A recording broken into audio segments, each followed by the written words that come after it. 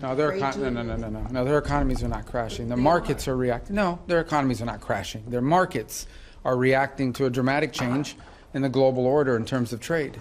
And so what happens is pretty straightforward. If you're a company and you make a bunch of your products in China, and all of a sudden shareholders or people that play the stock market realize that it's going to cost a lot more to produce in China, your stock is going to go down. But ultimately, the markets, as long as they know what the rules are going to be moving forward, and as long as that's set and you can sustain where you're going to be, the markets will adjust. Businesses around the world, including in trade and global trade, they just need to know what the rules are. Once they know what the rules are, they will adjust to those rules.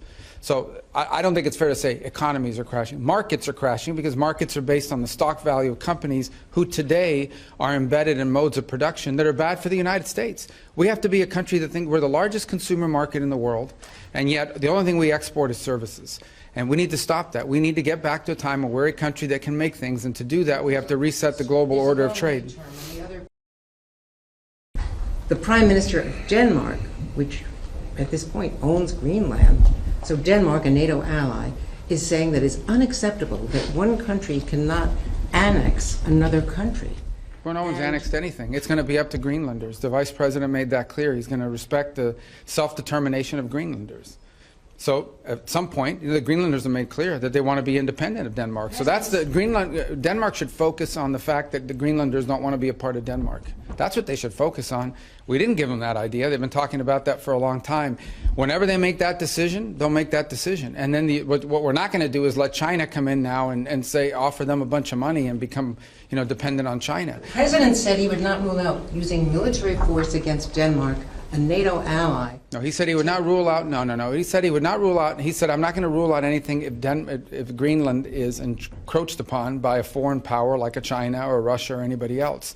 But it doesn't matter because Greenlanders are going to make a decision. They're the ones that want to get away from Denmark. They're the ones that want to be independent. Not us. We didn't come up with that idea. They did.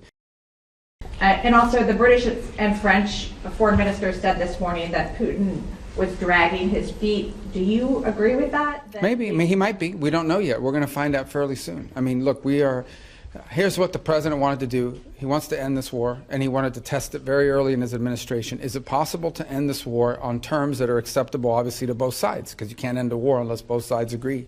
And that's what we're in the process of finding out.